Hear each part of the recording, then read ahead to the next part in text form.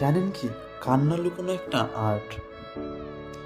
যারা মনের উথাল পাথাল চোখ অবধি পৌঁছতেই দেয় না, তাদের মতো ম্যাজিশিয়ান হয় না। কান্না তো সবার আসে, ছেলে মেয়ে নির্বিশেষে, এর কোনো ভেদাভেদ নেই। তবে এই জলটুকুর রাস্তা অবরোধ করার ক্ষমতা কিন্তু সবার থাকে না। আবার যারা কাঁদতে পারে, তাদের মায়া অপরিসীম। কিছু কিছু মানুষ দেখবেন, সামান্য চুলের ক্লিপ হারিয়ে ফেললে ফ্যাল ফ্যাল করে কেঁদে ফেলে।